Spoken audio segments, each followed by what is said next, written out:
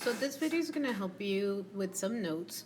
What I suggest is that you guys watch this video over and over again, or you take notes from this video so you could study them for your STAAR test.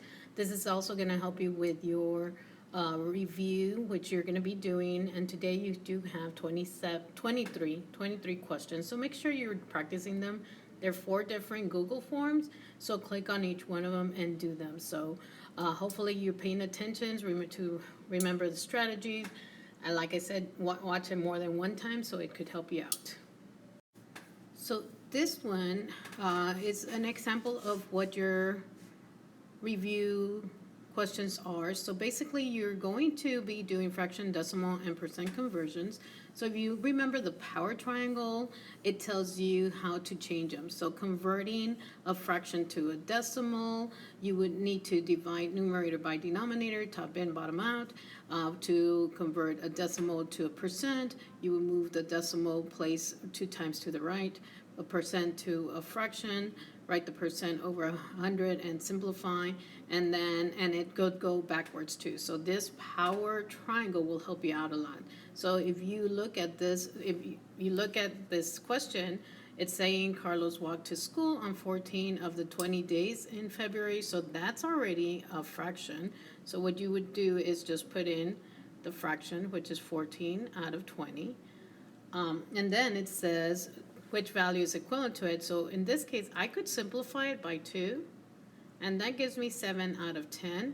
They want it as either fractions or percent. So in this case, that's your fraction. Your decimal, remember, it's 7 out of 10. I want to make it into a percent, so I would multiply it by 10 because I want it to be 100. So 7 times 10 is 70. So then if you convert that, that's going to be 70%. So that gives you already your answer. So these are the type of questions you're going to have, either converting a fraction or a decimal or a percent to the other type of forms. So make note of this right here, and that should help you out. So here is comparing and ordering rational numbers. So remember, convert everything to a decimal, and that helps you out. And once you have it into a decimal, then all you have to do is make sure you line up the decimals. So when you line up the decimals, it gives them to you. You fill in the decimal values. So if you have, say, 9.5 and then 9 and 3/8, it's 375, 9 and 125, and the last one is 9 and 75 hundredths. If you notice, they don't have the same number of place values, so you would fill them in. And then all you have to do is compare them. And so you ignore this part, so you have to ignore that. And then look at which one would be the lowest amount, just looking at the hundred. So I know one, since it's going greatest to least, then I would do 750. So make sure that you guys are looking at that. So 750 is the 9 3/4, so I could eliminate 2 answers just by knowing that first one. So these are just strategies to help you out. And again, convert all to decimals.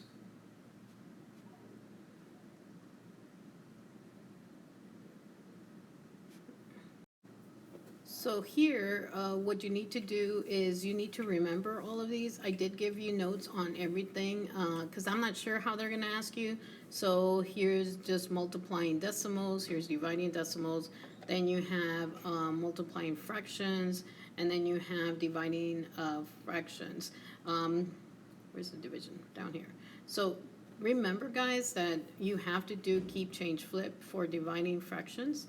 So make sure that you're looking at that. If you look at this one, you have 4/15, and then keep, change to a division to a multiplication, and flip the second, and then you just multiply. That's 12 over 30, and then simplify it. 12 divided by 30, actually it's not divided. So I could divide it by 3, so that's going to be 4 out of 10, but I could still divide that again by 2, and that gives you 2/5. So my answer will be letter J. So these are the type of questions you're going to get. So look at these notes, write them down, study them, because that's going to help you with your today's assignment and also your STAAR test. Here are integer operations, and again, these are integer operations, and right here you could see what the rules are.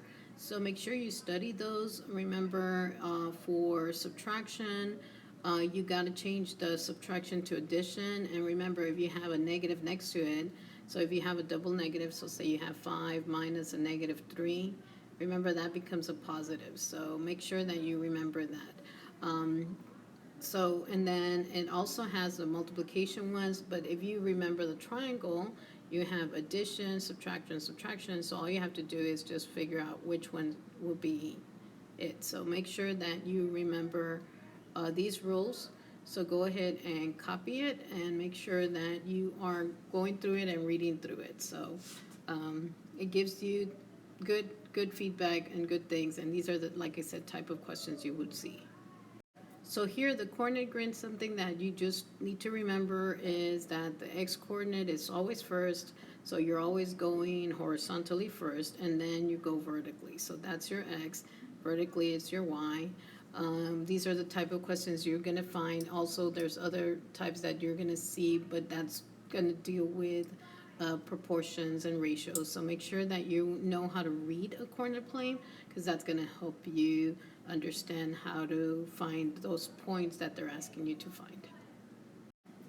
And the last part is these are just little strategies. So use your reading strategies. So always be careful, watch out for the details.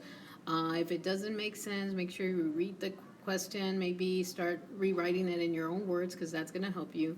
Always draw pictures. Sometimes pictures do help, so try to do that. Slow down, don't go too fast. You remember, you have 4 hours, there's only 38 questions, but we need you to slow down and make sure that you're answering them correctly. Sometimes your answer choices, so substituting the answers into the problem, it always helps. So that's going to find you your correct answer.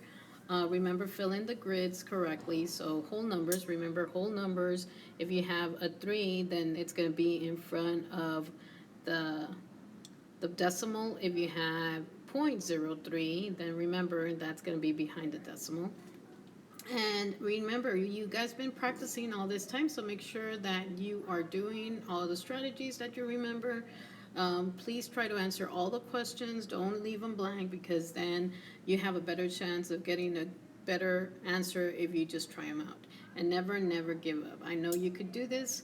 We all been preparing for this all the time, and this will be something that will tell us how well you're doing in 6th grade math.